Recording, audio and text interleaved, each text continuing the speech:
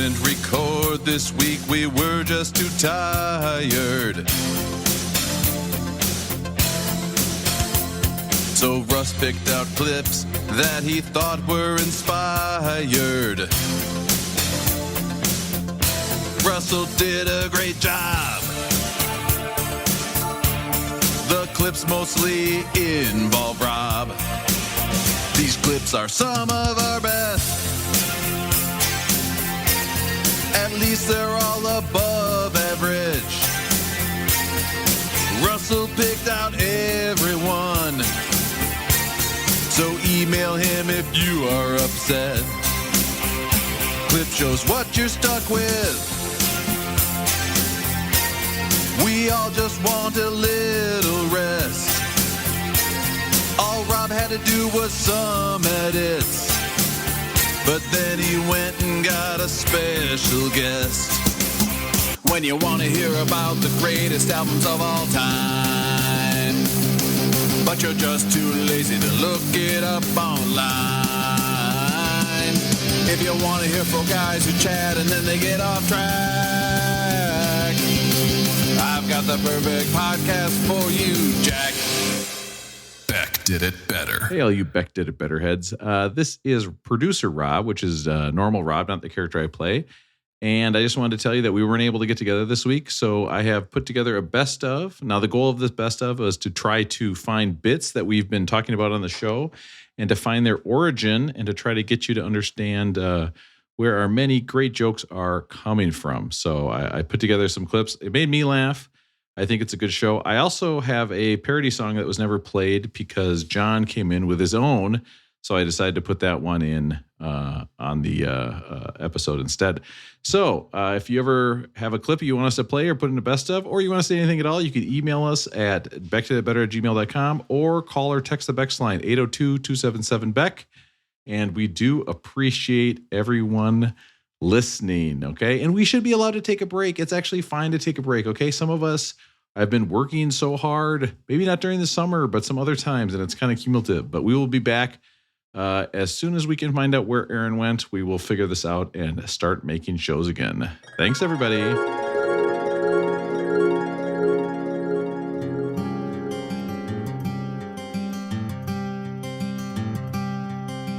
When Russ woke up this morning, he was in his new place, starting a new part of his life with his new roommate.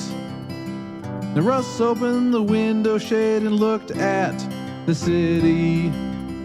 But now when he looks out the window, sees a bunch of biffies. Now unfortunately, Russell has to see people going to the bathroom publicly. When he looks out tonight, Russ might stare for a while. He'll wonder if it's a blue lake or a big nasty pile. When they open the door, they're all going to see Russell saying that it wasn't me.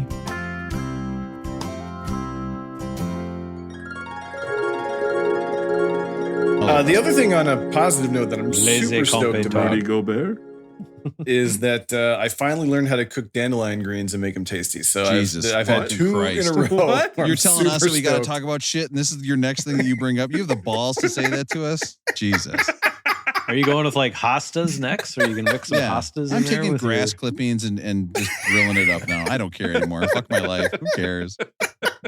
So what are you doing with these dandelion greens? Because you're not like alone. You're not like living out in the woods by yourself, like having to get sustenance. You can go to a store and buy lots of things that are green that actually taste good, like jelly beans. Yes. They got all sorts of colors. Yeah. Jelly beans. You know what I I did bought today, some Aaron? dandelion greens at the store, actually. But these I bought from the farmer's market. I went to a store and I bought candy just to melt into diapers for a game at a baby shower. Okay? That's the fucking society we live in. I am not out picking fucking dandelion greens, okay, to eat in my fucking house. That's something I cut with a lawnmower. I am going to the store and buying food, and guess what I'm going to do with that food? I'm not even going to fucking eat it.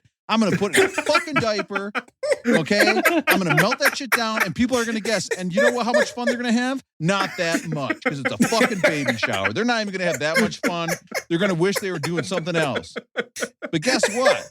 That's what I fucking do. I took my huge car with a giant engine, burned gas all the way up to the grocery store, bought that shit, threw the wrappers out the window. I don't give a shit anymore. How many did you eat on the way home? Well, I did stop. There was a park that has some dandelions growing in it, so we stopped to eat the leaves.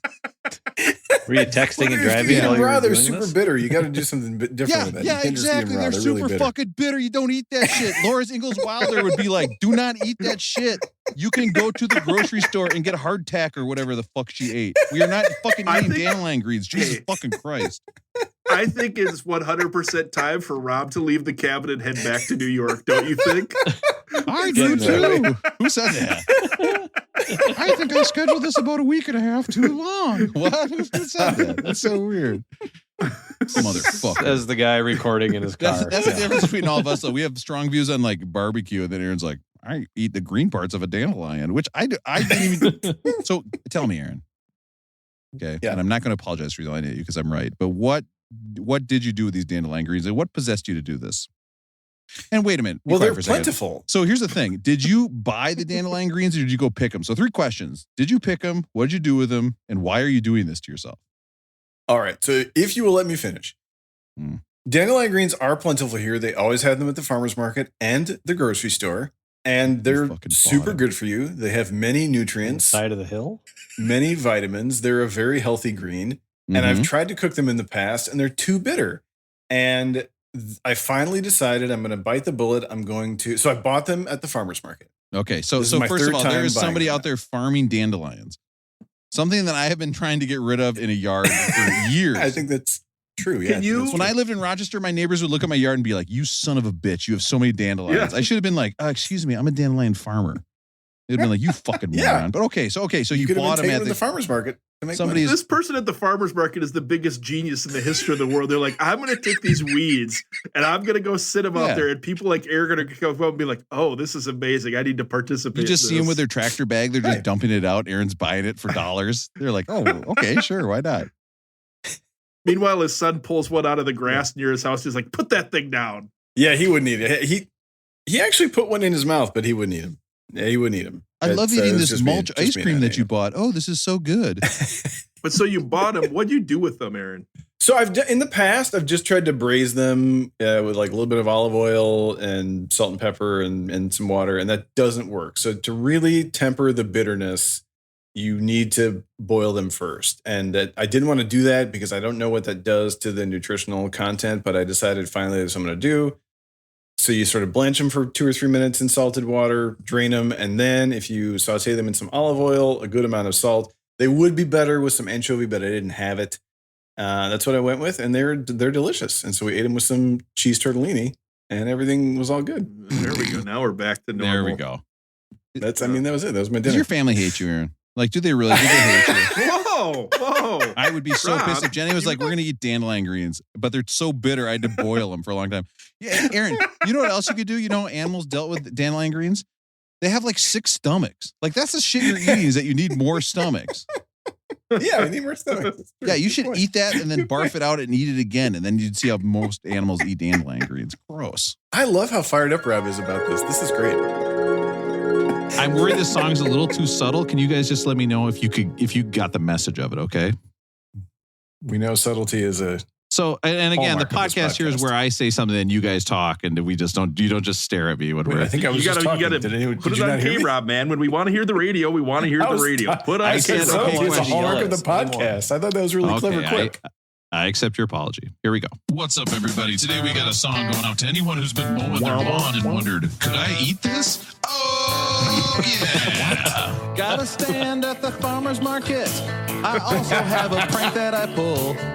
I try to make up fake food and I sell it to those hippie assholes. They'll eat anything I sell, and to prove it here, see what I mean. Yeah. You'd have to be the dumbest shithead on the planet to try to eat dandelion greens. Dandelion greens, yes. They're bitter, put them overheat. Not much better. Some people say they're a weed. Just add black pepper. But the people who buy them are the biggest fucking morons. I mean, they're good for your liver. Subtle. That's subtle. Wake up in the morning and I pick them from my lawn. Yep. I priced them at $8 a bunch for these stupid rich morons. I've never paid I $8 like to to get trick these dumb shits. Well, that's just who But you I would. am. You would. There's a guy who sells crystals next to me. Even he thinks I'm a scam. Dandelion greens, they're bitter. Put them overheat. Double track. Not much Listen to better. that. Some people say they're stereo. a weed. Listen to this Just harmony. add black pepper. The people who buy them are the biggest fucking morons. Oh, look at listen to this. Oh, this album never hit #1 in the U.S. though. The 5th best-selling album of all time. It never hit #1. It never got above. There's a Riot Going On by Sly and the Family Stone was above it, That's great. and Also recorded in a bedroom. is that true? Yeah, I think he recorded that one mostly in his house in Sausalito. I'd have to look it Oh. up again, but yeah. That wouldn't surprise me. It's reading about anything I can see about Sly and the Family Stone and read about it. He's such an interesting person. Hey, after this podcast, I'll send you guys the recording that I made in my bedroom earlier tonight. The Ovipositor 9000 is charged. Ready to use. It would be so funny, wouldn't it, if Russell turned out to be one of those real sex doll guys, right? Where they buy like the $3,000 sex doll. Not funny, actually, Russell. I'd support you. Don't kink shame me. And you guys are gonna make me. You guys are gonna make me edit it out by not saying anything. You The $3,000 sex doll, I would definitely ask the person at Walgreens to come unlock that door to get that down for me. excuse me, that hyper realistic sex doll back there. Yes, that one. No. Past the deodorant, before the headphones. Yes, that one. Yeah. That one there. Could you load that up onto a cart? Because I actually know they're real heavy because I watched some documentaries about them. And I'll do a Gatorade and a Kit Kat. The mint Kit Kats are so Well, good. obviously, you're going to need the Gatorade after, so. Yeah. Do you have any Kit Kats that aren't king size? No, you don't, because you don't sell anything but king size candy bars anymore. Okay, that's cool. And I'll be back to pick up my passport photo tomorrow.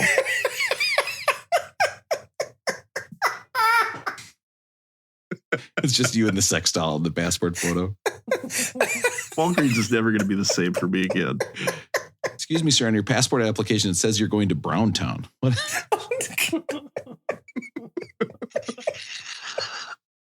We're gonna have to think long and hard. Okay, are we gonna? We're gonna keep this in. By the way, also on his passport, long and hard. Hey, Rob, is this a music podcast? Oh no, you're pulling the Aaron card on me. You guys can help confirm this for me. So if I'm going to a party that's dress code business, I bring the silicone doll. But if I go to lounge casual, I bring the blow up. Oh yeah, that's absolutely it. I'm picturing Russell like out with his 2 blow-up dolls, right? Walking, the aliens come down. What is rock and roll? And he's like, here, it's Led Zeppelin 4. And they're like, And then, of course, I would be wearing my I Heart Blow Up Dolls t-shirt. blow-up doll breathalyzer, arrow down. That's the Back to the Better shirt. Back to the Better on the back. No, on the front. And on the back is breathalyzer for blow-up dolls and then an arrow pointing down. No. Who's got 2 thumbs and likes blow up And both dolls? these blow-up dolls, This because I guy. made it with little thumbs. The aliens are like, thank you for rock and roll. As a gift, here is a dildo with an ovipositor. Fuck, I gotta edit that shit out too. God damn it, you guys. That was good. Hey, I have one other rolling going thing. I know we shouldn't do this, but I have to bring it up. This is kind of serious. It could be a legal issue. Okay. Did you guys see that Brett Favre is suing multiple people for making jokes about how he stole all that money from poor people? Oh, Yeah. no. Yeah, he is. He's doubling down. Yeah. Listen, I'm going to say it again. Take the episode Okay. down. It's not stealing, it's an investment. Okay. We are going to get to see some of these kids. Maybe they get to watch volleyball. Okay. Great volleyball court. Give a man a fish, feed him for a day. Let a man come in and watch my kids play volleyball. Okay. They'll have concession popcorn for life. Okay. And that's something to think about. That's the joke. You got to move on to the album. Hey, the only That's state- fantastic. Only state possibly worse than Mississippi. Let's talk about this album. Hey, listen, it's like, hey, I built this great volleyball center. Let me show you some pictures on my phone. Oh, no, wait, not that one. It's time for Won't do it. Remember that? These Crocs. Like, I get, listen, a dick pic with Crocs in the background, funny as hell, right? Just so fucking funny. To think that there's some pro athletes like, what color Crocs am I going to get? Like, should I get red ones or what? Like, Go gray. yep, I think these grays are good. Well, time to take a picture of my cock and send it to somebody. What? Somebody who works for the team too. Do you think Shannon great Sharp idea. will indemnify us if this goes wrong or not? Yeah, Has it- he's got our back for sure. Yeah. Has it ever worked? Just sending your cock to somebody? Russell's nodding. Okay, so that's cool. Big nod from Russell.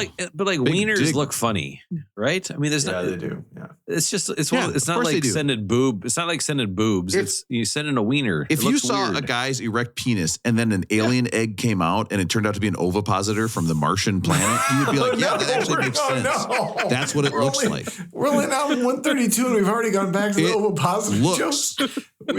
No. like Whatever the- alien cock. reset the counter of like days since an ovipositor joke to 0 now. We can't. favorite part of the show. Let's talk about We Hey, had listen, a whole ovipositor episode. That went you're the all the way off age- the rails. We have 40 songs to go. You're the correct age where you're a big Hank Williams fan. An ovipositor is like an alien penis, but it has We've eggs done as this well. already. So it's something to think Oh, about. no. Russell hasn't stopped laughing in like 38 seconds. Aaron, how do you think the 40 Easter Bunny? songs. How do you We think the have Easter 40 Bunny songs. brings all those eggs to your yard? Oh, in a basket? It's got an alien cock that comes out and it's an ovipositor. I think We it's have called an 40 Aaron. songs to go. Aaron, I think it's called an ovipositor. And this ovipositor. Oh, what's the alien? What did alien Easter Bunny bring me today? Oh, it's with a quarter in it. Those were the shittiest eggs. You guys know what I'm talking about. Eggs with a quarter. Get out of here. It's a Cadbury ovipositor. Oh my God, Cadbury eggs, so good. Even if, you know what? I'll tell you what. I'm going to tell you right now. If I had an alien that had an ovipositor that only put out Cadbury eggs, I'd put that shit in a cage and just feed it enough so it lives. And it would live in my house and give me Cadbury eggs all year long. Just feed it up, just enough. Okay, for and I might edit this out, but here's how I'm picturing this. I mean, how do you get the middle of that Cadbury egg filled? Well, that's the thing is that you do have to jack off the alien, so it does give you the Cadbury egg, but the harder the work, the sweeter the honey. You know what I mean? Play the songs. We have 40 of them, and he won't play them. He'll play them eventually. He's got Well, Science Olympiad in like 3 hours. I'm going to bring He this won't do back it. to the Hank Williams song. There's one on here, I think, about an ovipositor. I thought I heard that earlier. 40 songs is Yeah. bound to be one. He's like, my wife and I, it's not going so well. She doesn't like my ovipositor or whatever. And then It wasn't in high school the for me though. lyrics. It was during my hip hop message board era, which was my 20s. Not Oh my God, embarrassing that was for your 20s. anyone. I didn't even realize Yes. that. I know you guys missed that whole joke. You could have riffed on that for days. That was in your 20s when you were raw Yes, going to give it when to I you? was Oh my living God, I in thought you were Rusty's like basement. 13. Did you guys think he was 20 for that? I thought he was like Oh, yeah. 12. No. Oh, no. That's like my Yahoo fantasy football name is I like big butt 75. No, Because I I picked it. thought your team name was Rob's Gangbang Gang. I No, thought. no. That's it had to be turned to RGBG RBGB. once we started using work emails to RGBG. check our fantasy team. RGBG. Yeah. No, but my Yahoo name, because I need a name at yahoo.com, it was I shouldn't say it on the podcast, but it was I like No, big don't. butts and a number. And I was like, because I liked that song at the time. So now when I'm like in a league with my dad or I You started can't change it, NCAA, can you? no, and you I can't. change it. So I have to send my dad like, hey, you want to be in my bracket? Sign up with I like big butt 75 super bracket. Rob, I have a very similar I'm 41 experience. years So old. when I was in like high school or college, I signed up for a Yahoo account for fantasy football. And then I played, you guys were talking about bridge. I used to play online euchre on Yahoo. Oh, And right. my screen name God, this was is so sad. my screen name was pile of shit at Oh, yahoo.com. no, that's- oh, Yeah, So no. here's the funniest thing though. Here's the funniest thing. So when you play like online Yahoo or like Yahoo euchre, Somebody turn you- the text to voice on. you have I've heard this. a Excuse me, what username do you want to pick? I think I'll pick pile of shit. Okay. So for the Yahoo like euchre, you get a ranking. So every time you win, your ranking kind of goes up, and when you lose, you go down. So you're always trying to like get up higher on this ranking. And so like one weekend, I just got crushed for like a week in a row. Like I kept losing. Oh no. And my ranking kept going down. And when your ranking goes down, people at good tables won't let you play with them. And so I was like, fuck it. I need to start a new account. So I started a new account, which is called Pile of Shit 2. And so now, if you go and look at like our, if you guys go look at our Yahoo Fantasy Football account, my screen name is Pile of Shit 2, and that's why it's that screen name. So your solution to sucking at euchre was to just make a fake account. Yes. Like, oh my God, nobody will play with me. I need to make a fake account. Russell, it's the saddest story I've ever heard in my life. It was the same name. I just added a 2 on the end of it. Euchre with you. Yeah. Oh. So if you guys ever play online euchre with Pile of Shit 3, you know I'm going to reset my ranking. One more time. But this comes up all the time because you're right. Like I was talking with Matt earlier tonight, and he was talking about an online NCAA basketball pool on Yahoo that Rob organized. And I was going to join it this year, but I heard all your kids were going to be in it. I'm like, I can't put a Pile of Shit 2 submission into the basketball bracket, so I didn't even play. So somebody out there's like, Pile of Shit 2. God, I wonder who got Pile of Shit 1, not knowing it was the same guy. Turns out it was me. It's the same guy. This can't be the same guy, can it? Pile of Shit 2 can't be the same guy as Pile of Shit 1 plays euchre. Ones are taken. Pile of Shit 1 is so bad at euchre, but Pile of Shit 2 is so good. They can't be the same person. I will play with Pile of Shit 2. Hey, who's just partner at my table? Oh, Pile of Shit 1. Yeah, I don't want to play with the guy with. I don't want to play with a guy with that name. Walk away. Russell's like, it must be because I'm horrible. No, they don't. They just don't want to play with a guy named Pile of Shit 1. Well, it's Pile of Shit 2. It's like bigger and better. Bigger and better. Part 2. Oh my God. That's the name of this podcast now. Pile of Shit 2, bigger and better.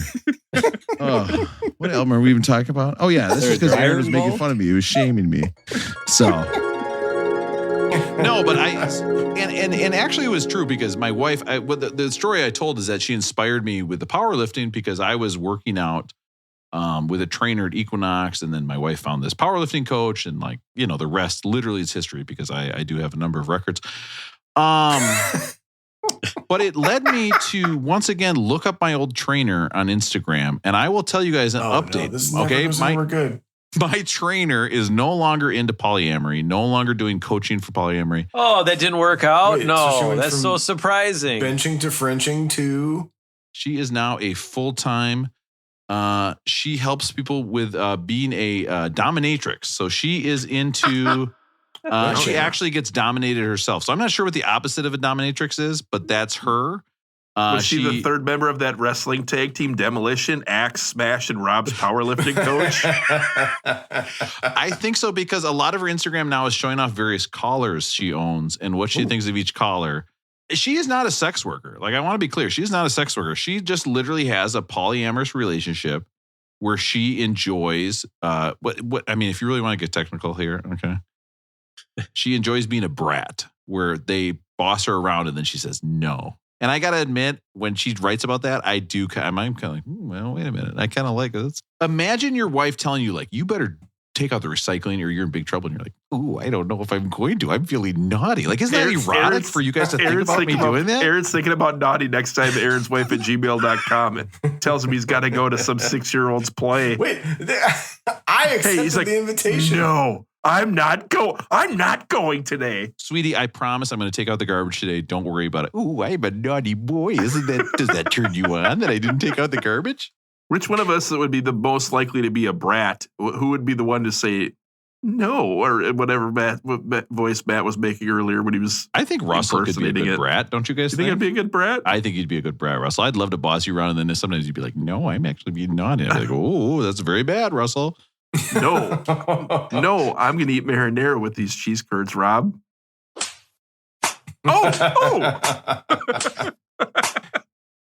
Okay, that's just... actually, this might fit better than I thought it was going to. Oh, can you imagine?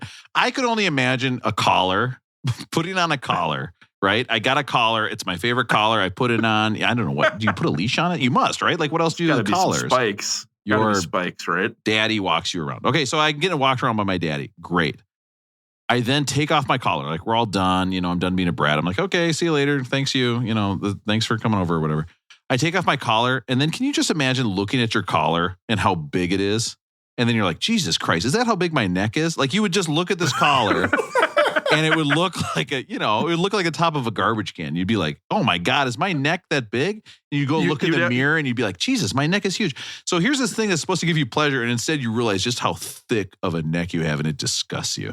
You've got to go to like the big and tall section of the S&M shop to get your collars. Like you can't get a normal collar. You got to go to the big and tall section. What is the tall section? It's like a tall collar. It's like a massage table with a hole on the bottom, but the legs are short so you can get on in case you're not tall enough. What? Never mind. What? I'm thinking about tall sex shop, like for tall people. Isn't this a music podcast? Like the swings, music? the sex swings have like way longer ropes. It's like, oh, if you're really tall. I need to go get some more ice. There's no way I can drink another one of these without ice in it. Let's move it along to the next song. A Cadbury egg drink. Now that's what I'm talking about. That'd be so good. Darren Moskowitz of City Pages famously said the best martini is the third one. Well, actually, I believe the quote is, Aaron. Oh, no. Aaron, you dumb shit. Hold on. Let me find it. Give me 1 second. Okay, yeah. Oh, I want to hear it. Typing in martini glass. And now I need to naked search woman tattoo. How to get collar.com. Hold on. Okay. Still looking. Collar through security airport ? Hold. Excuse me, sir. Can you put everything in the bag? Oh, yeah, this is my collar. Can you take it off? I don't want to. I'm a brat. Sir, we're going to have to pat you down. Oh, no, don't do that. Matt, Aaron, are you guys cranberry guys for Thanksgiving or no? Not music, yes. Thanksgiving, no. I'd listen to cranberries on Thanksgiving. I refuse to eat anything grown in a bog. I am not eating stuff grown in a bog. Don't need it, okay? I am not a bog dog. Doesn't drink scotch. No, well. Doesn't eat cranberries. Yeah, I'm a bog brat. Hey, pick those cranberries. I'm not going to. Robble. I'm getting very confused with all our stories. What? Can somebody draw the Hamburglar in a collar being led around by a leash by Ronald and he's being a brat? If you draw that, I will get a tattoo of it, okay? And then they say, listen, you need to pick what album do you think is the 82nd best album of all time? And of course you say, well, I'm not going to do that. I'm a brat. I don't want to pick what album it is. And they say, you have to. And you go, ooh, I love this job. If you didn't do that, okay, and you said this album should not be there, that is a rolling groan. This album should be later on the list. Ooh, I'm a brat. This album goes later on the list. It's not as good as 82 Rolling Stone, okay? Or do you think this album should have come sooner, okay? It is a jam. It is like revolutionary. This is like one of the greatest funk, certainly the roots of the funk album of all time. That would be a rolling bone. It should have been higher up on the list. Or is this rolling well-toned? You think this is perfect, okay? And it should have been 82, and hence you were actually not a brat. And I wanted you to be, so that actually does make you a brat. It was a reverse bratting. I wanted you to be a brat, and you weren't, and that makes you a brat because you weren't doing what I wanted. So am I supposed to wear the collar ad in the post-game show or not wear the collar?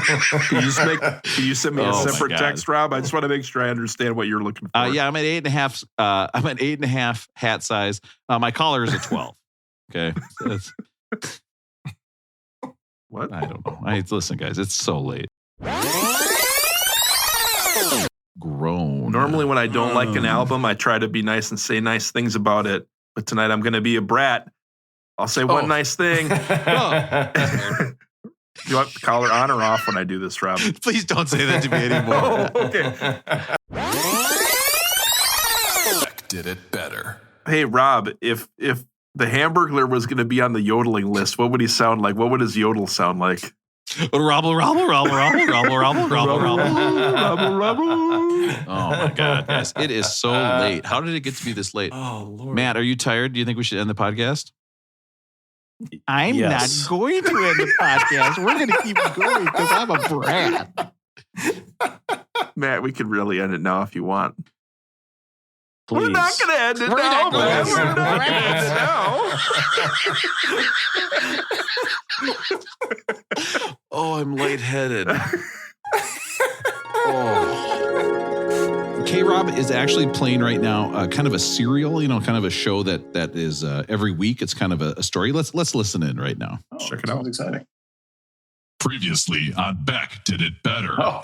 An interesting thing. So I go to my middle seat. It's this guy wearing a cowboy hat. He gets up out of the aisle, and I look, and the armrest between our seats is up.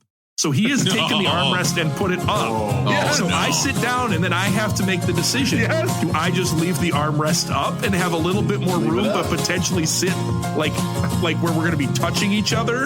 In the middle of a flight. In the middle of a flight, Russ plays his game. Russell knows Yes. he wants to touch elbows. Yes. This song's not on Touching the album. forearms turns him on. Yes. I kept it up. I kept the armrest up. He likes the middle seat best, So sweet. cause then he can lift up both armrests. Yeah. It's his menage a trois. He's rubbing elbows raw. Touching forearms turns him on. Yeah. Yes. Touching Oh, yeah. forearms turns Russell on. I kept it up. I kept the armrest up. You use the bathroom and leave. When you return, you can see he rolled up his sleeves. Oh no. You Was that a round we see why Russ Russ. never flies Comfort Plus. Touching forearms turns him on. Yes. Now, Yes. it might surprise you that I had a longer version of that song that included the rhyme, both arm guards and gets hard. And I was like, the song is so sweet. There's no reason to spoil it. See, these sleeves are all rolled up, Rob. They're all rolled up over here. He's raw dogging it. Beck Did It Better. My favorite part of this song is the tuba. We've heard Aaron tell us how amazing the jazz flute and the glockenspiel is. We've talked about the harpsichord. We've never talked tuba before, have we? Nah, we should give the tuba some love. So we got to give the tuba some love. I'm going to do the greatest tuba songs ever here.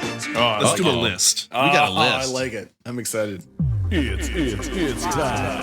4, 3, 2, 1. I have a list as well. But For another we have tuba lists. Oh, shit. I was going to save that joke to the end and I didn't Tupac do it. tuba list. Yeah. Tupac.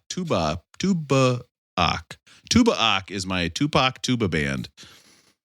So this time I am not dividing up tubas and sousaphones. This could include a tuba and a Oh, my sousaphone. God, Normally I we can't get believe really it. into the details, but the first song on the list is one of Aaron's favorite bands. I know we've talked a lot about this Questlove recently, but do you guys know the Roots have a tuba player named Tuba Gooding Jr.? And he opens every live concert I've seen it. with a tuba solo or a sousaphone solo. Check I've been it out. there. I've seen it. Can you imagine going to a concert hearing this right off the bat? Badass. At First Ave in Minneapolis, they enter from the back of the crowd and they come through. I've seen it. I got a feeling there's a lot of guys that look like Aaron at this concert. Like if you go to the concert looking to hang out with women, it's just guys that look like Aaron. They're There's all every wearing hip hop thick, show in dark rimmed glasses. Well, I'll tell you what, actually going to a They Might Be Giants concert, that's exactly what it is. It's a bunch of guys that look like me, but they have dark rimmed glasses on. The tuba is fun to listen to, isn't it? Like when you can hear somebody All really. day. I had a friend growing up whose dad was like some sort of professional tuba player, like on the side. I don't know what, but he would just be practicing the tuba in the house, and it rocked because no matter where you were, you just hear this boom, boom, boom, boom, boom, boom, boom, boom, and you'd be like, "Oh my god, things are happening! This is so good." It was only while you were walking, though, right? That was the mean part. Is I'd be walking around, he'd be like, boom, boom, boom, boom, boom, boom, boom, boom, boom, boom, boom, and then I'd stop and he'd stop. Rob, if one instrument was going to play the soundtrack to your life, would it be the tuba or not? It's either the tuba or insert funny joke here. So I'm going to put in a joke later, and I think it's going to work really well. But the answer is a skin flute. Good job. Nailed it. Well, if Rob doesn't have the skin flute to seduce people, you know what he can do is play this song by Leon Redbone called Seduce. Check this tuba song out. I want to be seduced. Oh, this is me cheating on your wife. This is the song I would The write. voice of the Snowman and Elf. Wait, how are you cheating on someone else? He does play that song. He does play the song in Elf. What am I going to cheat on? I'm going to cheat with my wife? Yeah.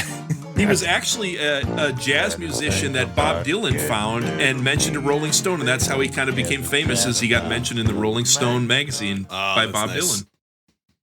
The next song on the list is The Band, and I believe this album is on the top 500 list. Matt, maybe you know where it's at. This is Rag Mama Rag. Check out this song. Check the tuba out.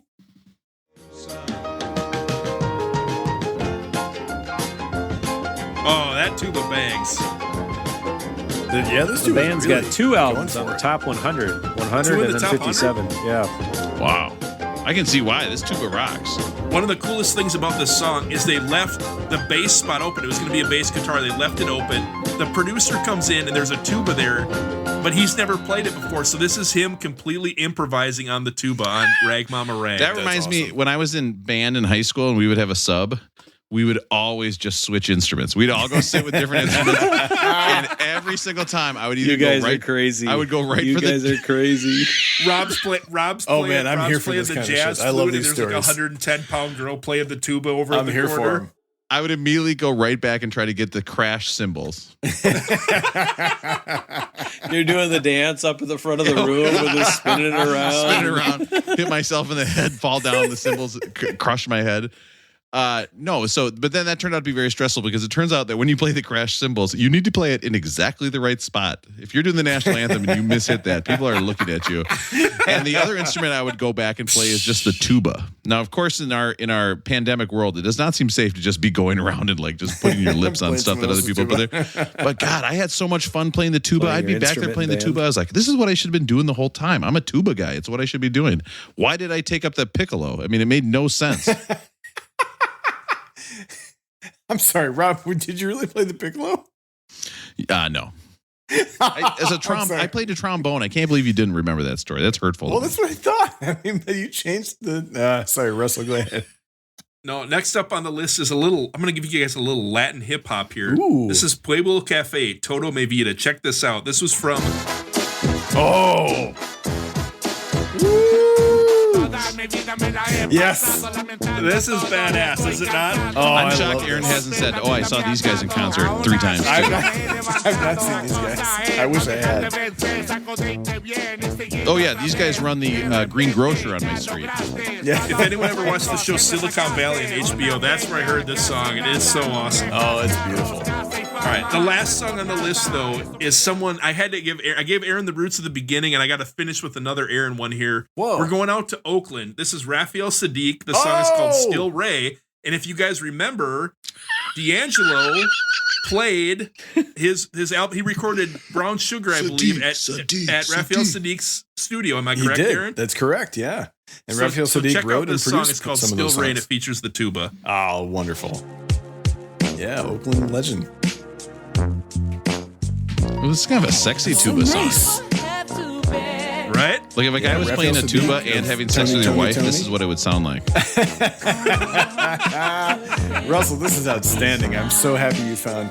Yeah, I do have a Raphael Sadiq concert story, which is that I had tickets to his concert and it was canceled. That's it. That's the whole story. But I love that track, Russell. Holy shit. That was chapter 2 in Aaron's exciting book of stories. I mean, that, again, I had to edit out because a lot of us passed out. We didn't know what was going on by the end of that story. By the 30th song of this album, we're going to get like 4 or 5 more chapters, I bet. So good. I love that. I do want to circle back to my joke about somebody cheating on your wife while also playing a tuba at the same time. Just picture that for a little bit. Like you hear this, you're like, honey, I'm home. And you're like, oh, that's weird. She's not around. And you walk around, you hear this. Boom, boom, boom, boom, boom, boom, boom. You're like, wait a minute, what's going on? There's like, boom, boom, boom, boom, boom, boom, boom, boom, boom. You're like, hey, honey, what's going on in here? He's just keeping it going at a medium pace in there. That tuba never gets too Another one of fast, Rob's does it? favorite subgenres of movie. I mean, Tuba I've heard of brass bands, but ass bands, I don't know. All right, let's do I'm So Tired. I think my favorite part of the song, you heard a little bit there, but maybe, Rob, you can jump to the end, is the flute. There is jazz flute on this song. Oh, you guys, there we go. You hear this part of it? Oh, I love it. I love it. So I was wondering, who is this jazz flute player? And it's this guy, Katis Buckingham. And he is actually famous. He's played with Lionel Richie. He's played with Aerosmith. He's played with a bunch of famous bands, but I couldn't really find any of his songs. But you know who else he has played with? Who? He played in the movie Anchorman. He is the guy who played the jazz flute that Will Ferrell is playing in Anchorman. Check this out. This is this same guy, Katis Buckingham. That's baby making music. That's what that is. What? That's baby making music. The jazz flute player on The Chronic is the same guy who plays the jazz flute in Anchorman. Man, shout out. Russell, I feel bad for the next woman you date because she's going to have to sleep with you after you tell her that fact.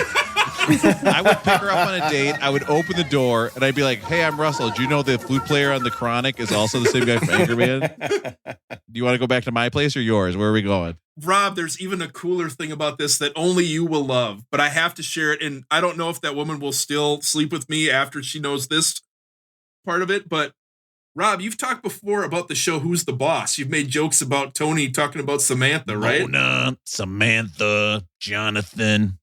So this Katis Buckingham, the jazz flute player for The Chronic and for Anchorman, also starred in a special episode of Who's the Boss?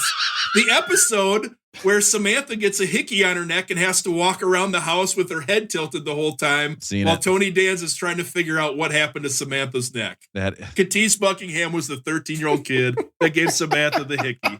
That, Russell, this list makes me so happy. This isn't even your list. It just makes me happy. Finally, Who's the Boss news that I can live with. How much for a Tony Danza cameo, by the way? Can we get Tony Danza just to say Mona to me on a cameo? It'd be so good.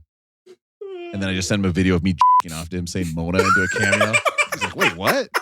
And then I charge him money because that's my cameo. Oh, no.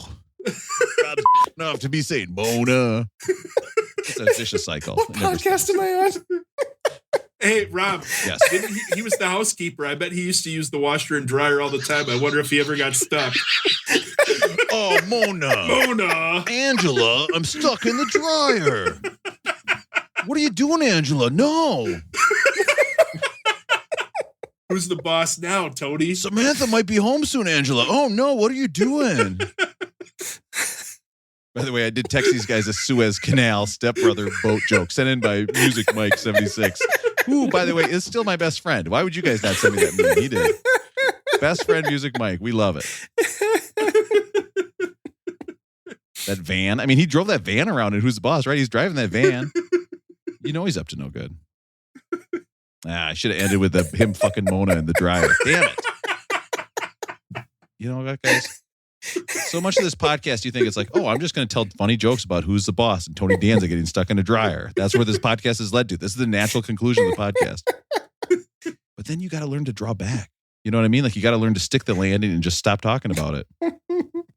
Lessons for us all. Consider it stuck. So when you're on that date, Russell, and you explain to your date how we got to this point where Tony Danza is stuck in a dryer, it's saying, Angela, she'll know. Oh, right. So what if it was Mona instead of Angela? What if he just had You had a thing for grandmas? Yeah, he's a gilf hunter. Also purple in my links. Okay, so let's talk about the next prompt would be, you guys are aware of the 5 love languages, right? Oh yeah. So the next prompt is, my love language is. beans. What is the love rice, language? What should I say is my love tortillas. language? So I'm going to go through and tell everybody the 5 love languages because my Aaron has been holding up fingers and I think he said beans and rice for one of them. So I don't think he quite the understands. tortillas in there. Beans and rice done, mister. So here's the deal: we got touch, right? We got gifts. We've got acts of service. We've got there's one where you just hang out with them, right? Quality time, and then there's you're good words at this, of Rob. affirmation. words of affirmation. Oh, you guys know this stuff. Way to go. Well, I'll tell you what. It's on this app right Hey, here. Aaron, I've wrote it down. I've wrote it down about 24 times on notebook paper, and I toss that shit every time after every conversation. Now, Russ, is there a way on the answer that you can change the font to make it look like you're whispering? Because I think you whispering touch would be really, really good. I could just put it in all caps. Would that work or not? Hey, here's a gift. I want to touch you. Hey, let's spend some quality time together. I'll touch you. Words of affirmation. Yes, I'm going to touch you now. Acts of service. I'm going to touch you. It's all of them. It's the best. No, we know the 5 love languages because mine unfortunately is touch, which is a big bummer. It's ruined a lot of my friendships. And then but our Because kids you all want to have hug me. I'm telling you, man. Next time I see you, it's going to be a big hug. You're getting a big hug, Aaron. You wait. I'm going to do more than hug you. I'm going to wrestle you down to the ground. Wrestle You're you gonna to the regret it. ground. I'm in for that. But my kids have different love languages, and it's been hard to once you figure that out, it kind of makes a lot more sense with kids. Like I have one who's literally is just quality time. So you could be like, "Hey, I'm going to go out and I'm going to punch myself in the leg for an hour," and she'd be like, "Yeah, let's do it. Let's hang out." Like that's all she wants to do. And then the other one is I don't know what, just being left alone. I guess that's a love language. I'm not sure. She's whatever the opposite of quality time is. So that's my kids. So write that down, Russell. This is my kids' quality time. So how is this helping Russell? It's not. We can just move to the next prompt. No. Man, I want to hear what's your love language. Mine is acts of service. And so there's I don't know. It's just, I think there's the comedian Bill Burr who said it one time, guys or wives, if you could just do this just one time and watch how your husband's mind just get blown, just turn the TV on, put a basketball game on, make him a sandwich, open a beer, set it on the couch, and then just set him there for an hour. Down, Russell? I hope you're writing this down. I don't know if this is Matt's sit life there for an hour and watch their minds get blown, and that's what I think of when I think I don't mind helping out, and the touching thing, I don't know why, something happened to me as a child, I think. So I don't know. It's really weird. Hey, you got to say I'm it not a big softer, hugger. like Rob did, I'm Matt. not a big hugger, and receiving gifts, I could care less. Like spending time together, that's great. That's one I think, that'd probably be second place, things like that. But the acts of service, just every once in a while, just picking up the house or something, or just something. This sounds like it might be a response to that. I think you made a comment one of, just put the spoon into the dishwasher. All you have to do is put the spoon into the dishwasher. It sounds like maybe I there got might be a yelled at for larger that story. one. So Stop Let's touching not me connect afterwards. these two. Yeah. Hey, Yeah. can you please fold my laundry as an act of service here? Aaron, what's your love language? How would you respond to the love language? Well, in preparation for this, just a little behind the scenes, we had some time to think this over. I was going to say burritos, which I guess would be like an act of service, like bringing me a burrito. But I think now that I know what the real love languages are, I'm like Rob. Mine is touch. So Rob, like we're just gonna have to sit and hold hands next time we hang out. Like, yeah, that's where I'm at. It's gonna be. I would be so down with that. That'd be so fun to me. I just love. I'm so into touch that I like being on a crowded subway. Like I'm on a crowded subway, and everybody's jammed up against me, and I'm like, "Ooh, yeah, baby, here we go." This is great. I think there's something called isn't there like non-sexual contact, like hugging? Isn't that like a thing where people just I like hugging? No, Yeah. never. Nope. Any contact is sexual, and that's why I got kicked off the college football team. By the way, Russ, the correct answer is put down your love language is Frenching.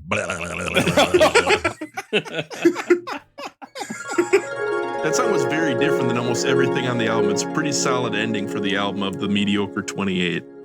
Unless you're like me and you put in a secret track to play at the end. In Chuck Berry's career, he only had one number one song that hit number one on the Billboard charts.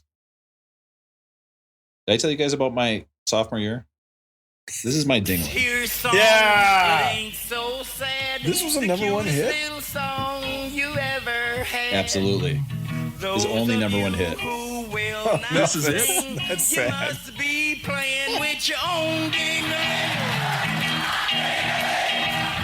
Whoa! What? It's so dirty. Also, the longest song on this. It's a 4-minute song. People love it. But listen to this. The guitar work is still fantastic. Can I be honest with you guys again? I want to bare my soul. Yeah.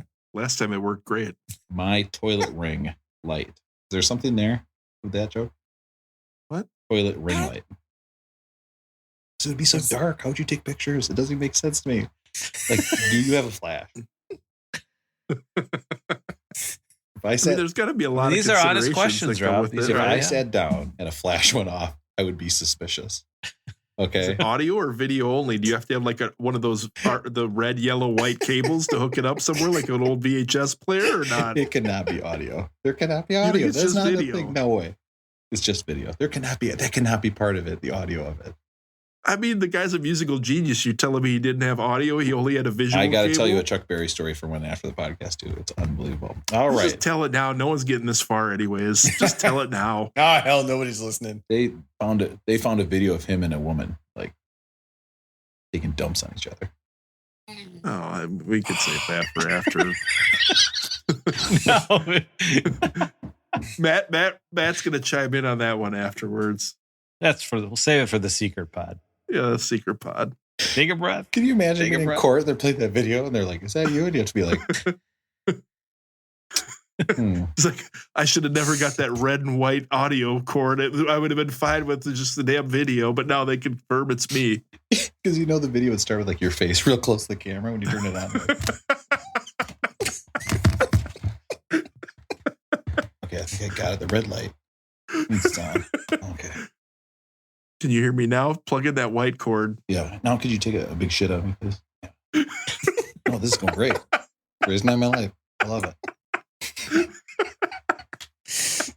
Okay, and then at the end you're like, oh God, gross. Okay, how do I turn this?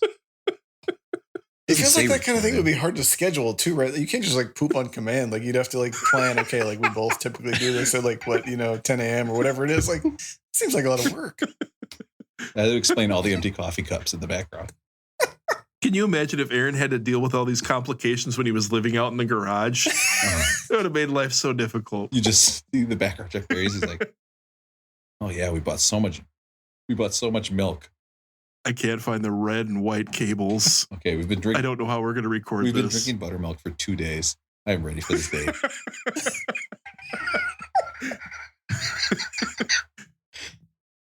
I had a problem while we were making out in the car before our scheduled time. This is the end of the podcast, I think. Rolling going, Aaron. How's it going with you? It's going great. It was a beautiful day today. I took the day off to go hiking with my lady, so I spent the day in the forest. But what I want to talk about a euphemism? What'd you guys do in the forest? What does that mean? We went hiking in the forest. Why would you say it like dirty. that, That's so Aaron? dirty. Aaron, Oh why my would you say it God. like My kids that? are listening to this. Stay above board. Yeah. Stay above board. Anyway. Did you wear You know- thick boots? Oh, You know damn well what happened in the forest, Aaron. Did you bring your walking stick? You know what I'm talking about. Don't leave them without it. Did you guys? Did you pack a picnic lunch? You know what I'm talking about, Aaron. Come on now. We did it. Yeah, we had some hydrate. cheese tortellini in one of our stainless steel Yeah. containers. I mean, if you ask me about food, it's going to happen. That I guess. stainless steel, it was Can't just help hard. it, It was hard. What did you eat it with, Strong. Rosie? And Okay, now wait a minute. Wait a minute. We do have Brought to a fork pause here because along. I'm going to kick myself. There's occasion where I'm editing the podcast and I will listen to something Rosie says and I realize I didn't step in to make fun of him, and I have never not regretted that moment. So I do have to say this: you went hiking and you did pack a Indeed. lunch. Correct. And the lunch you packed is cheese tortellini. Yes. Okay, that is classic correct. hiking treat. So how did you? Did you just eat cold tortellini as you were hiking, or what's going on here? I don't understand. No, we sat down. It was so. Okay, well, that's not what I asked, really. But Yeah, it was easy because we could cook a bunch of tortellini this morning, put some of it in my son's lunch for school, pack the rest of it in our lunch Wait, for hold on, hiking, hold on. throw some Stop, cheese stop, on stop, there. No, wait, stop. Yeah. Your son, like your 3-year-old son, brings tortellini as his school lunch. Yeah, he loves it. Matt, how often did there's no way like Matt showed up when he was a 5-year-old. We didn't have peanut butter and jelly and had It's just cheese pasta tortellini. with cheese in it. It's not that weird. No. There's no way No. other kids have cheese tortellini at lunch. There's always one of those kids. All right. Eddie always comes home from his preschool and is like, Charlie had soup today. And we're like, what? Like his parents sent like a thermos along with him. Like, oh man, that's aggressive. They're like showing everybody up. But I have to step in and take Aaron's side on this. Both my kids have thermoses, and I do heat up pasta and put it in there hot, so it's hot when I have it for lunch. I think kids deserve that. Yeah, but you guys also have a friend, which most people would call a housekeeper, that does all your cooking for you. So it's much easier to do pull that making off. fun of Rob. She does not do all the cooking. And no, this is not making fun of me. All right, Russell. Rolling going. How's it going? Rolling going. As you guys know, I've been to a record store once. I kind of had a panic, and I decided a few days ago that I was going to actually try it again and take your advice. You know, Matt gave me the advice of, if I don't know what to get, just ask for the Pearl Jam, and if they don't have it, I can leave. Aaron, you said something along the lines of, Aaron, you kind of said, you know, find something and just do the pity buy. You got to buy something. You got to walk out of there with something. So I decided What great advice did I give? What great advice did I give? I kept looking at the guy who sells the records' feet, and he asked me to leave immediately. So I had to go to a different record store this time. Oh, I asked for that one. Okay. Sorry to interrupt. So I decided to go back to my local record store, and I went in with a plan this time. And so I thought, I'm going to go in there, and I'm specifically going to look for Prince Purple Rain. And then if for whatever reason they don't have it, I'm just going to go down the top 500 list until I find a record that they have. Oh, this is exciting. Oh my God, I can hardly wait. I'm on pins and needles. They had to have Purple Rain, but it was probably like $35. Shh. Do you hear that? It's time to talk about Russell Record Player. Oh, yeah. So dumb. Okay. I'm so excited for this. I love this segment. So I go into the record store, and like I said, this time I've got a plan because I don't want to panic. I don't want to get record store anxiety. I just want to go in there and run my system. And so I go in and I start running my plays, and I go look for Prince Purple Rain, and I don't find it at first. Scripted. Oh yeah, I script the first 20 plays of this. I'm like Mike Martz or whatever that guy's name was from the Rams. Oh yeah, I love it. Bill Walsh. Yep. And so I start going through, and I don't see Purple Rain, but I start kind of going through all the used records, and I'm just going down the list. So I go back to Pet Sounds. I'm doing Joni Mitchell Blue. I'm going down all the list of anyone we've covered that I don't already own. They don't have any of these, right? Record stores have nothing good. I've kind of come to the conclusion.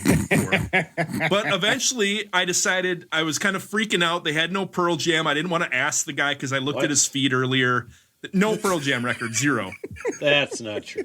And so eventually I decide, okay, I'm going to switch my strategy. And I figured I would walk you guys through my strategy and what I came up with. So I thought you guys would be excited about this. Okay, if you want to follow along at home, go into a record store, push pause on the podcast, go into a record store, get in there, really settle in, and then push play and do the step-by-step things that Russell's going to tell you right now. Yeah, pretend like we're in your ear like Mission Impossible. Exactly. So the first thing I did, I figured they had to have Prince Purple Rain. I just had to go look for like the new records where there's like 20 or 30 new records up by the door. So I walked over there, and yes, they did have Purple Rain on vinyl. So I picked up Purple Rain as my first record of the day. Nice. Yes. And is it like a special purple vinyl reissue or anything? That doesn't look like he's opened it.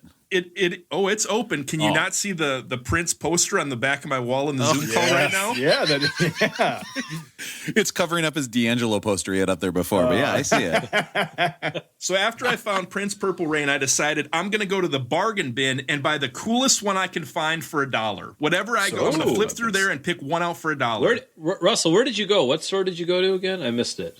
It's the store Target in Richfield. I don't know if it's called Cheapo. I don't know what. It's 60th in Portland. Yeah, that's in Minneapolis. That's I'll look it up. That's a great place. But yeah, sorry, I interrupted. So I go to the dollar bin, and I'm flipping through, and there's a lot of stuff that I'm just. This is where I was panicking originally because I'm like, I don't want to buy these terrible records, even if Aaron tells me I have to buy something, right? Yeah. But so I did come across. I don't know if this is the one we listened to on the list recently, but I came across Linda Ronstadt's Greatest Hits for $1. Oh, So my I picked God. that Oh, one. for $1? Ooh, she can You sing. know who would be so excited for that is my wife. She is on the biggest Linda Ronstadt kick. She was asking me when we're going to do her album on the podcast because she wants to like watch a documentary about it. It got bumped way back. Yeah, I didn't have the heart to tell her that. I said, "Oh, real soon," and then she'll forget eventually. The next thing I went to look for on the list was the next highest album I could find that was up in the top 100. So I was just looking for anything that was in the top 100. And I'm flipping through all these records just looking for something. And the one I came across, I think this is in the 20s, is Carole King Tapestry. Oh yeah, I That's love a that bunch of album. hits. That's a when I bunch listen of to that on the hits. list, it's so good, so good. So far And then- away. For my fourth album, I just wanted to get something that I thought would be super fun. And I came across this, and we've talked about this one before, and I had to get it. It is the Cocktail soundtrack with Coconut on side too. Oh, and the cover of Rave On there. Oh, there's some good stuff on that. Now, Russell, I got to ask you. I have to ask you. Yeah. When you brought the Cocktail, I hid that one at the bottom of the stack. when you brought that up to the counter, did that record guy give you a look? I mean, because this would be what would make me nervous. I mean, you're buying Prince, you're buying some legit ones, and then you're getting the Cocktail soundtrack. Well, Rob, yes, I was a bit nervous, and I sat in the corner for a little bit, like moving them around in an order where I thought it would be most respectable, because he's like, do I put the Prince one first? Because then he's probably like, oh, this is just some dude who lives in Minnesota. He's buying Prince. And then the other ones, I was like, maybe he's just buying this cheap $1 one. So I kind of had to go through a strategy of how I presented them. But well, you were in the corner fiddling around. He probably had his finger right on the pervert alarm. He was like, "Okay, I'm going to hit this very soon." All these perverts coming in here. Well, if he were to hit the pervert alarm, he would have hit it on this fifth album, because I went with the most perverted one I could find, and that is the Big Bopper Chantilly Lace. Oh no, Russell, this is incredible. Hey, baby. We've had some moments. Did you on this buy my podcast. album, baby? Chantilly Lace, put it in my face. Oh, baby. I love playing my album. I think it's so great. I died, baby, in a plane crash. Oh, no, I'm the Big Bopper. I'm doing all the jokes from the last episode because I can't think of anything new. I'm dead, baby. Oh, no. Have you listened to the Big Bopper record yet? I did listen to the Big Bopper, and I had to listen to that Chantilly Lace song, but I was so disappointed because I thought the actual lyrics were Chantilly Lace, put it in my face, like Rob had sang before, and they're not. I don't remember what they were, but the Big Bopper album is actually pretty awesome. Let's be very clear for our two female listeners out there. That wasn't Rob, baby. That was me, the Big Bopper, a character that when I say things, it doesn't reflect what Rob thinks. It is not the opinions of this podcast, baby. I'm not circumcised, baby. Oh, no. The Big Bopper ran out of things to say real fast today, baby. So that was my adventure in the record store. And I feel like now I have a new plan and a new approach where I can go in there and look for, hey, I'm looking for something that I just think is fun, the coolest $1 record I can find, the next highest one on the list, and a new one, and the most perverted one I can find.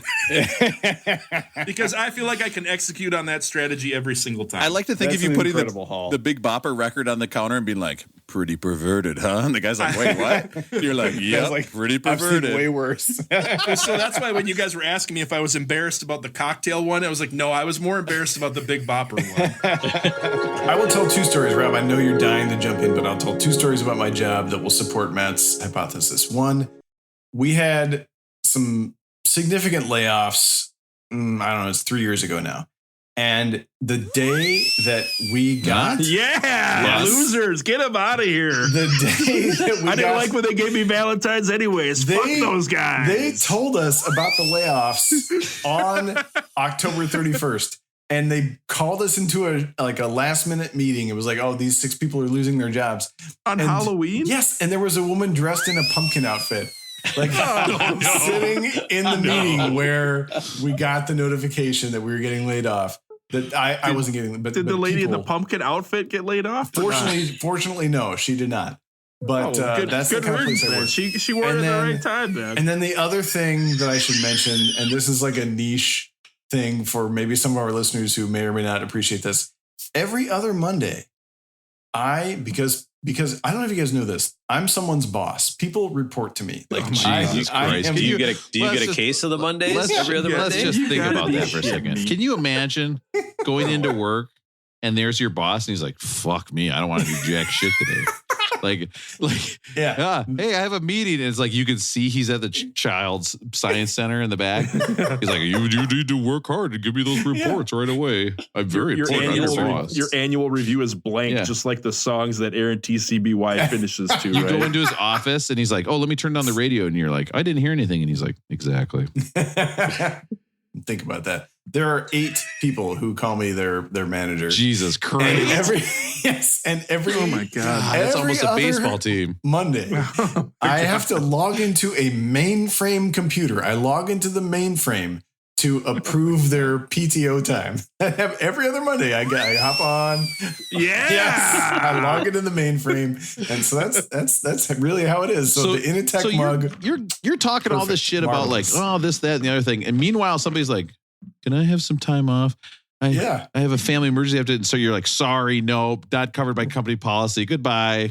Man, I've never denied anybody's time off. You know me. Sorry, it's low tide. I can't get to my email today. Low tide today. I'm not working today. It's low tide. Sorry, I need you to get those reports in. I'm not improving I'm anyone's so busy. PTO. This person doesn't get their family medical leave because I'm at the beach. I've never denied anybody PTO. Come on, shit. Wait a minute. I can see in the background, is your son sitting on a towel of somebody's naked body? You're telling me what to do? This is fucked. Oh, sorry. I can't talk to you right now. I was just reading a book about samurai swimming. It's like, what? Who's my boss? I mean, you could just pick anything Aaron's ever said and be like, how is this person a boss? How is he a boss and I'm not? I'm not a boss of anybody. There is nobody at my work who I can tell somebody to do and they do it. There's just nobody. There's nobody below me. I am the bottom man. But that's not how adults work.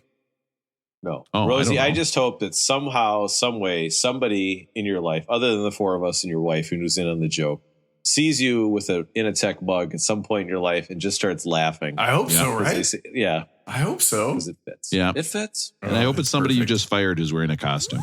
I've never fired anyone. Oh, right. You've never fired anybody? You've never taken actions that have led to somebody be fired? No, never fired anyone. Hey kids, we're gonna have an imaginary Christmas Minnesota this year. Shirts because you're going to Orlando with your kids to Disney World this week. You're fired. Never done it. All right. Dick move, Aaron. Firing people on Halloween. And I don't know. So like, there's this time where everybody else is in bed. That's kind of me time, and so it's a big decision. Do I stay up and hang out and do the things I want to do, or do I go to bed so I can get up early? I don't know. It's do the crossword, Wall Street Journal. But I think we should all feel honored. I think what Matt is telling us is that one night a week, his valuable me time is spent with us. So I think we should appreciate that. Yeah. Yeah, you guys should appreciate. No, I'm kidding. And then after this, Matt tells me he has meat time after this. So I don't know what I don't know what that is. Meat. Yeah. Well done. Oh. I usually do if I got some meat in the fridge, I go in and eat it right after the podcast. Like if I got some chicken left over or like a sausage, that's when I go for it. Yeah. Mm-hmm. Yeah. Make a quesadilla and go to bed. That's good living. Listen, man. I'm like 1 hour sober of making fun of Aaron, and I can stick with it. That was tough. You tempted me there. To because what you just told us, the mouse is over the sting. It's just like so close to be like, I know. You see how I'm not going to do it. Speaking of meat and eating meat late at night, how about Graceland? I guess I don't see how that goes. I don't get how that goes together at all. But you know what? Elvis ate meat late at night? Like I guarantee Elvis was eating he ate peanut butter and banana sandwiches. Well, he must have had buckets of chicken once in a while though. Oh yeah. I got to admit though, dying on the toilet like Elvis did, that would be okay, wouldn't it? If you're just like, oh man, I'm having trouble, and then you're like, oh, I'm dying. Oh well, like your last thought in life is like, oh, I got to wipe. Like I cannot have somebody come in. You know what I mean? Like it's bad enough to begin with. Oh my god, I don't know. Like it's like that one time you brought a bagel into the bathroom with you at the same time, and you're like having a heart attack. You're like, oh my god, throw this bagel out, flush it down the toilet. You try to flush down the toilet so they don't see that you're eating a bagel, and they come in and you're dead, and it looks like you've shit out this bagel, and everybody's like, whoa, God, there's a whole bagel. It's not even chewed up or anything. Like, that's wild. That would be my life story. You know what? And if that happens at my funeral, tell that story. Okay, play this sound clip. And to everybody at my funeral, don't steal my jokes about noise canceling headphones. Okay, that's mine. Rob, Would you rather from the grave? You interrupted him. He was on a roll. What? would you rather go out in autoerotic asphyxiation that we'd have to cover up, or would you rather have Like us cover Darren? up the bagel in the bathroom? I think if it was a bagel in the bathroom situation and you told everybody it was autoerotic asphyxiation, they'd be like, I don't know. I heard it was a bagel in the bathroom. Like, nobody would believe you. It's like, that sounds like a lot of work. I don't think Rob would be able to set up all that belt stuff. But I do believe that he would try to eat a bagel in the bathroom and then try to flush it as he dies. My last sight would be a bagel not getting flushed down the toilet. I'm like, oh. But The only question is if you can do autoerotic asphyxiation lying down. If it can be done lying down, then they believe it. If it's a standing up situation, they know it's not Rob.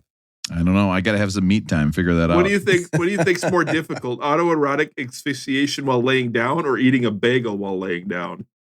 Oh, I'm a champ. I'm a champ at laying down eating stuff. When I was younger, I used to tell my dad, can you go make a sandwich for me? And he would just get up and make me a bologna sandwich and cheese and heat it up and bring it to me in bed. And so when I first got married, Great. I was sitting there in bed and I turned to Jenny. I go, hey, can you go make me a sandwich real quick? And she goes, what the fuck did you just say to me? And I was like, wait, what? Like, I was seriously confused. I was like, what is going on here? Like, why is this not happening? And then I said, my dad used to go make me sandwiches. And she goes, what is wrong with you? And I was like, oh, I thought that's like everybody's life. Like, really, this podcast is really therapy for me. It like makes me realize why I am the way I am. It's possibly because my dad used to just make sandwiches. Now, he also once was going upstairs to get something. And I said, hey, grab me whatever you're getting. I'll take a bite of it. Comes down. He goes, oh, here you go. A little bit on a fork or whatever. It looked like chocolate ice cream or whatever. I eat it. And I was like, ugh, what is that? And he goes, oh, this is the cat food. I was feeding the cat downstairs. So fed me wet cat food. Oh, yeah. I distinctly remember that. He denies it up and down and then brings up the cake mix stuff. But I'm going to interview him about that, too. I'm going to interview him about the cake mix and the cat food. And we're going to get this to the bottom of this. I thought he was going to give you a piece of his best friend's wife when he was deep dicking her. I thought he was going to bring you a disco ball. I like that one, too, Russell, because you gave up like halfway through. You're like, deep. No, I figured it's just they're going to give So up I on was going to jokes ask you guys, halfway what is your Halloween? What was your best Halloween costume that you ever had? What were the one you were most proud of? I have two. My first one is because I also have two. For a few parties, I would say early 20s, I went as Hollywood Hulk Hogan, the pro wrestler. I've never been good at dressing up, finding a costume, because you always think you've got the best one, and then somebody like Russell always comes just way over the top. That's got an awesome, Is this because Snow you White dressed and as regular Hulk Hogan that one time, and then Russell showed up as Hollywood Hulk? Came as Hollywood Hulk with his NWO. You went as Terry all that Bollea. stuff. You went as just Hulk when he's not in costume. And everybody was like, "Wait, what?" And then Rob showed up as the Hulk Hogan that had that adult video that got taped of him by Gawker or whatever, and just topped us both. Oh, I just had some sushi. Blah. Oh, I love fucking my wife's friend, brother. Wait, I love fucking my friend's wife, brother. Sorry, gonna edit that in later. Okay, let me get a clean take on that. Friend's wife's brother. Matt, what you gonna do when Hulk Hogan pornographic style runs wild on you?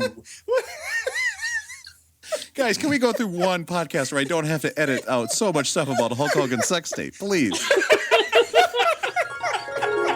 My number two pet peeve, and this could be controversial. Yes. Emotional support dogs that are wearing diapers on the plane. Your thoughts? Can I tell a story? Go for it, Matt. Was it a cute dog?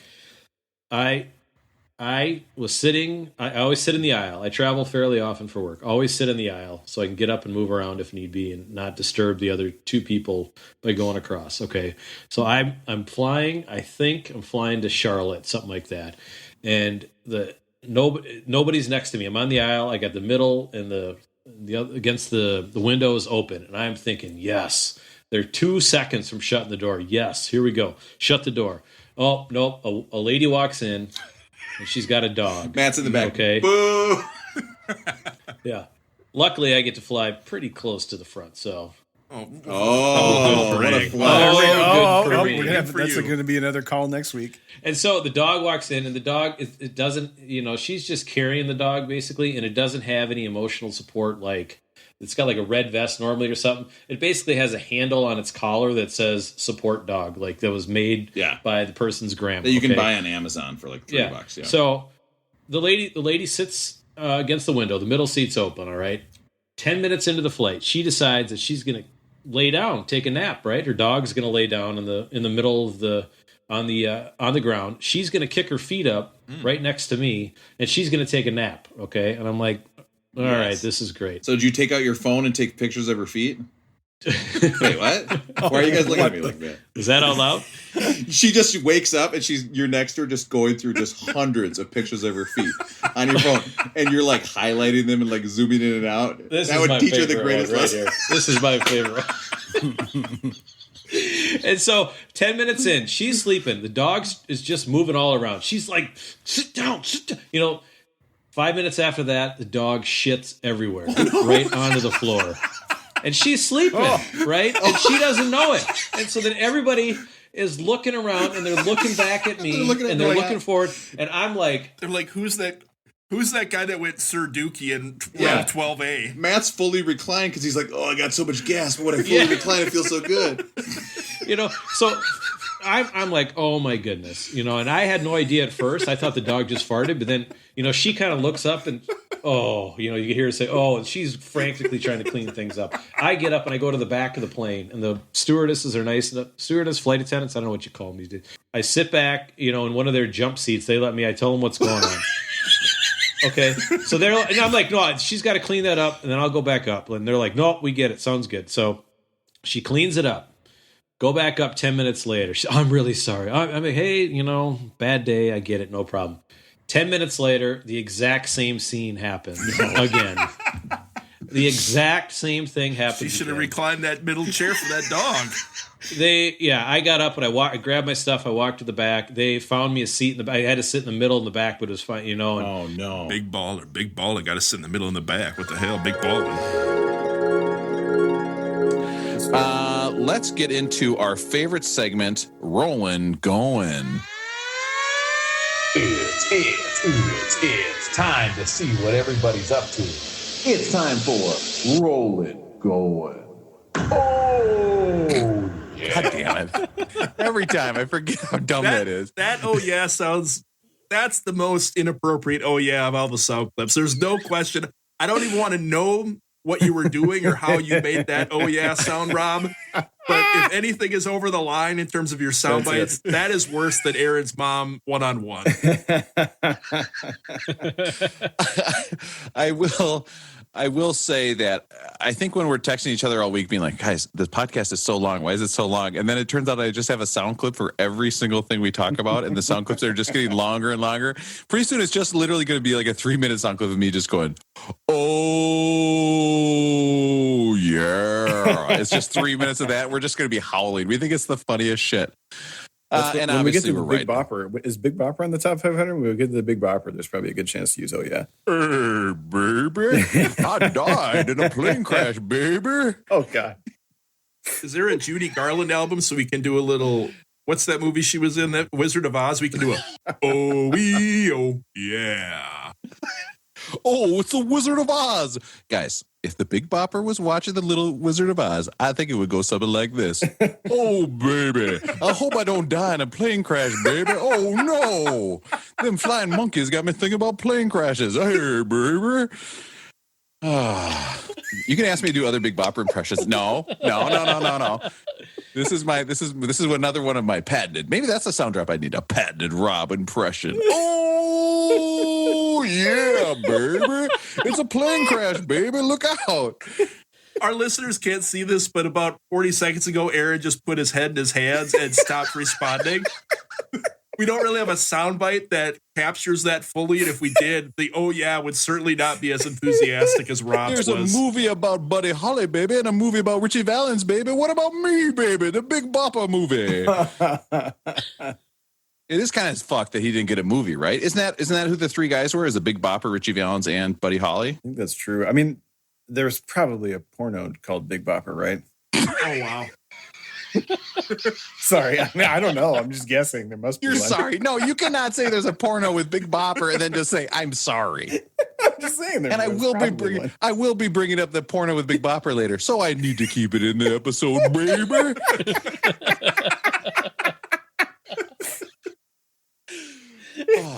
all the way off the baby, rails. why are you stuck under that?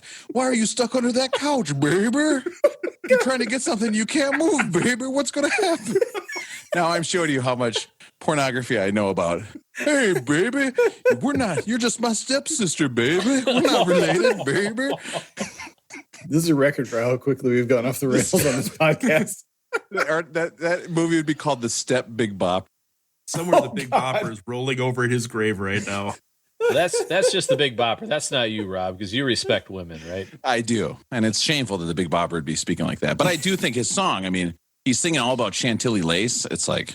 It's true. The Chantilly lace can't be anything but about sex, right? That'd be a great video. Somebody should bring that back. Huh? Is there a rapper called Chantilly Lace? There should be. There should be. And it should be all about, like, panties. Hey, baby, Chantilly lace, put it in my face. Dig through your drawers when you're not around. You leave the house, you go to town.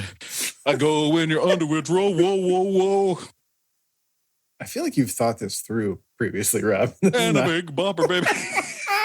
Before we started recording this podcast, I was telling Matt and Aaron and Rob that I was recommending this podcast to a few female friends of mine, and I immediately regret that right now.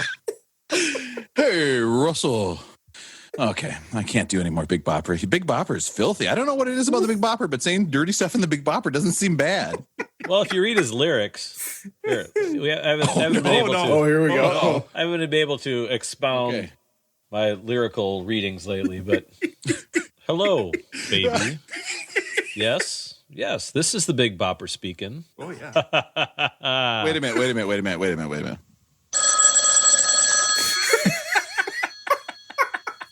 Okay, go ahead, man. Pick it up.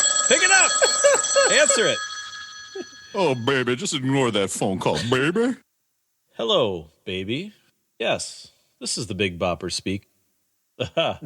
Oh, you sweet. I don't like it when you read it like this. This makes me uncomfortable. Will I what? Oh, baby, you know what I like. I mean, the jokes write themselves. Do you think he would do anything for love, but he wouldn't do that? Is that what's going on? What's that, baby? What's that? Oh, but oh, honey. But, oh, baby, you know what I like. Rolling, go on, Rob. I bet the Big Bopper had a very small penis, ironically. You know what I mean? It's like when a huge guy is called tiny or whatever. Oh, no, baby. Let's turn the lights off, baby. All right. I'm not editing that out. I don't care. And you know what the worst part is? I had a fantasy football draft with my family. And as a joke text, I said, you need to subscribe to the podcast before you can draft. And my mom texted back and go, how do I subscribe to a podcast? And my friend goes, oh, no, don't. There you go. Like, yeah, thank you. Yep. So, Mom, if you're listening, I'm sorry, babe. All right. Pretty soon, guys. Okay. I swear to God, the next podcast we do, we're going to go at least 10 minutes before I do a super dirty joke that we need to all think about whether or not we're going to edit out of this thing. Put the clock on. We'll get the clock. This one was my fault. I apologize. Oh.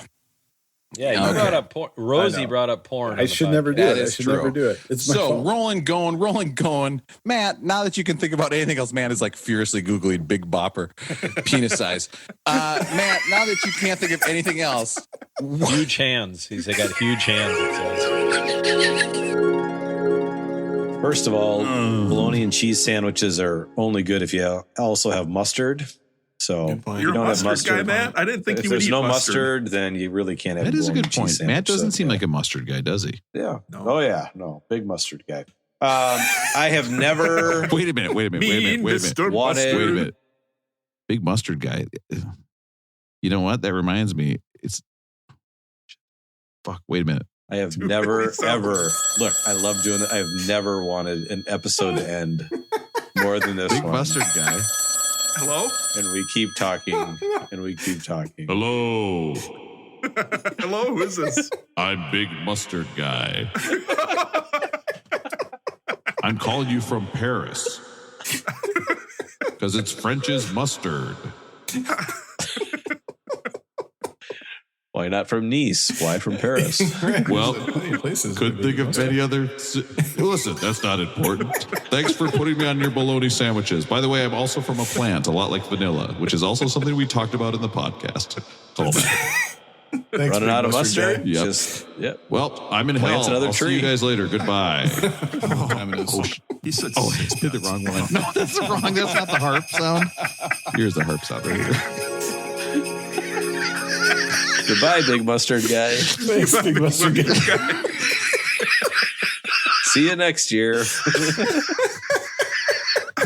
I think Big Rolling Mustard Guy Groan. might Rolling show Groan. up That's a my answer. little Rolling sooner. Groan. I cannot wait to not listen to this album ever again. Thank you. I wonder if Big Mustard Guy is related to Giant Mustard Guy. He's just torturing Matt right now. Like, it's so awful.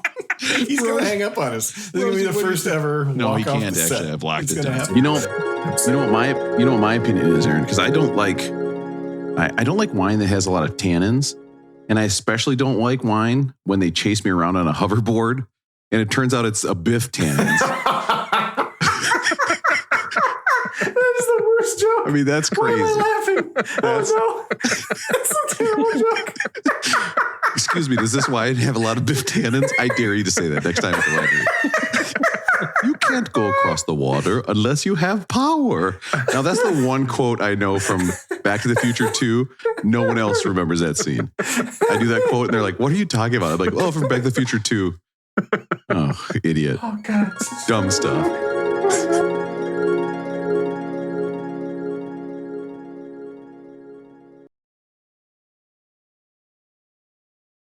I like getting phone calls from certain people, but for the most part, yeah, I just text.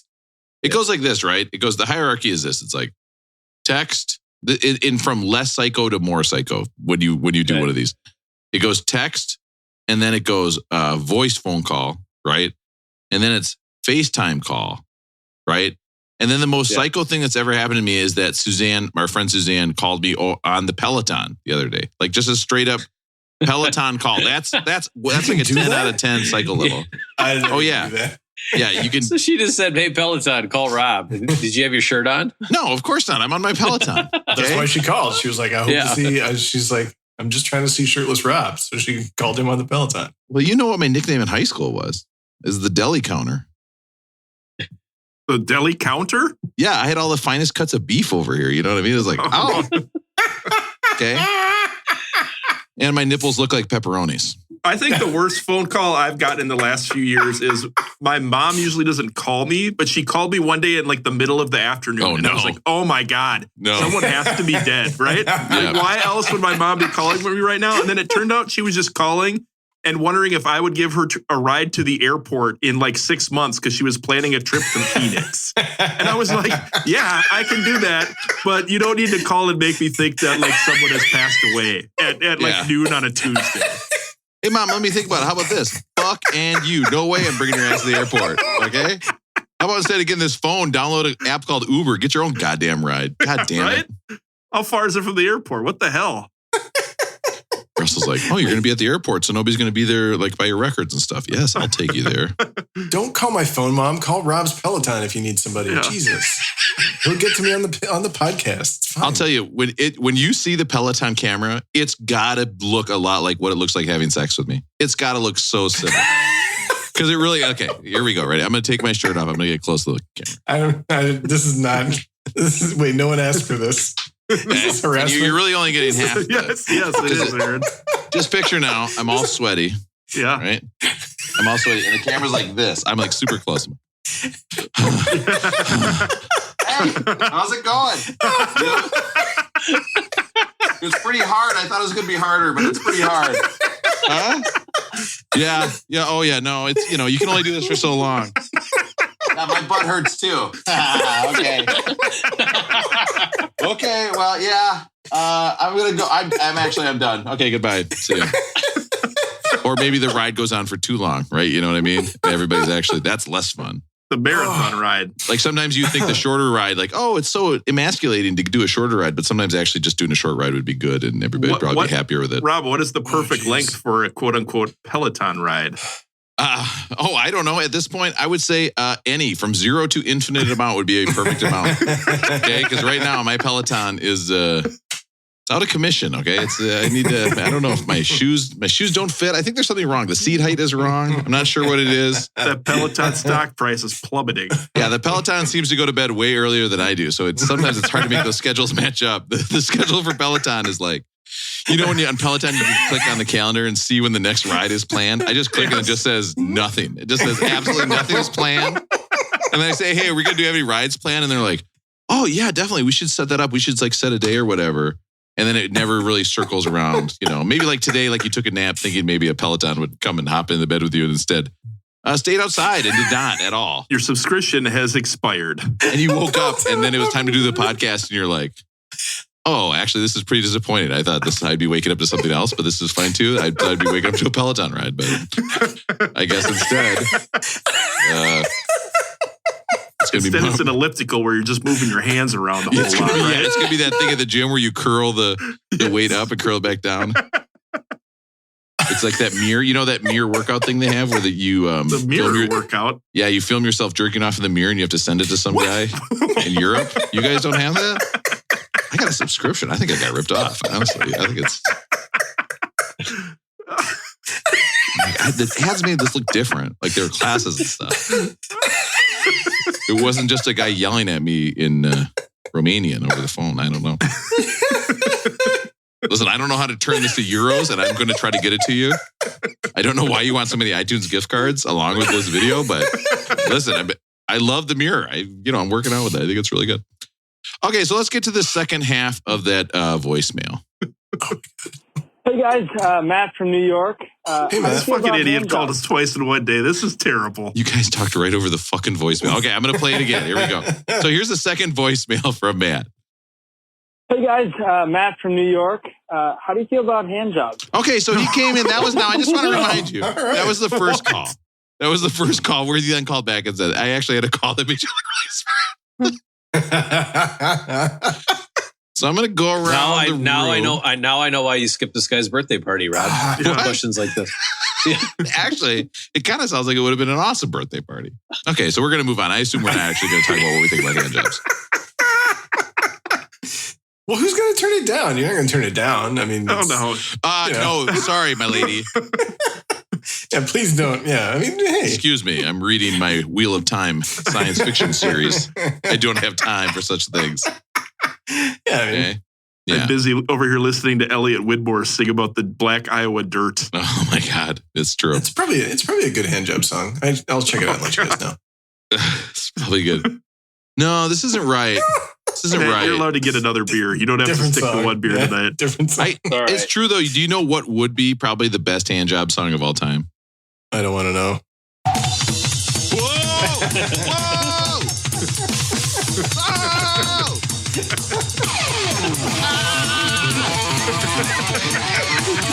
Just anything with a double drum. You're like, I feel like I do wonder, and I had a thing at work today where we're like, I'm on a committee. We talked about some stuff, and people started talking about like, well, this is a cool project, but what's the opportunity cost of doing this project? Not here to talk about opportunity cost. But I do wonder. Oh my God, I was just at your work for 5 seconds and I want to jump out a window. That sounds terrible. What is going on? And like, all respect to Matt. Like, thank you for calling. Thank you for going to a William Elliott Whitmore show. I need to learn more about this. People are morons. I need to know everything about that. But I also like, how were you, Matt? Like, Rob is right. Like, Rob's right. Like, at some point in the afternoon, he was doing whatever he was doing. He was like, well, I wonder what the better guys think about hand jobs. Like, that's amazing. Like, yeah. Why is he thinking about us during hand jobs? Like, what's going on in this guy's life? Maybe he's following that Rob. Remember, Rob gave us that play where if you were about to go too fast, you got to start thinking about Aaron, right? Did it better. That's what it is. He's using the playbook. Yep. Well, sorry if this was your soundtrack to some lovemaking, and now we've screwed it all up by having this erotic conversation. Very good. All right. And Matt hates it. He put it in the chat. He goes, I hate him. So, okay. So somebody spoiled, I guess. I don't know. Him. Wait, is Matt? I feel like he's on some sort of long con or something like that. Like he's asking these questions. He's invited Rob to a party, all sorts of stuff. Like this is all good. He's playing chess. We're playing checkers. This is culminating towards something in like the year 2033 with Rob involved somehow. So I don't know. I'm interested in that sort of saying though. Like, could Gary Kasparov, like if Gary Kasparov just switched to checkers, would he just destroy everyone in the world in checkers? Or would the world's best checkers player beat the world's best chess player at checkers? Is chess inherently better than checkers? Like, or if you were great at checkers, could you beat a great chess player at checkers if they cross over into your does this relate to hand jobs? What the fuck are you talking about? Matt's talking about chess and checkers. Well, it's been the chess players who can see like 8 to 10 moves ahead. Yeah, are like the masters, right? Agreed. That's the one. Totally. And so, I mean, again, checkers. There's only like 10 moves in the whole game, so I'm guessing it's kind of like what is it called? A tic-tac-toe. You know what I mean? There's like 2 ways to win and a million ways to lose, and if you just do the 1 or 2 ways to win. So I don't know. Or it's like when Pile of Shit 2 used to play euchre. Like at some point the hands just play themselves. That's true. Okay, so go back to episode 25 if you want to hear about Pile of Shit 2 and what the fuck we're talking about with that. Oh my God, what a good callback. Did I ever tell you guys though, when I was in high school, I was actually, they had these one-man chess tournaments. Yeah. I reached the rank of hand master. You just gotta make sure you don't take your hand off that piece before you double jump and yell king me, right? Yeah. Roll it, go. They're like, you actually have a lot of time left on your clock. And I'm like, I don't need it. Yeah. Check and I'm good.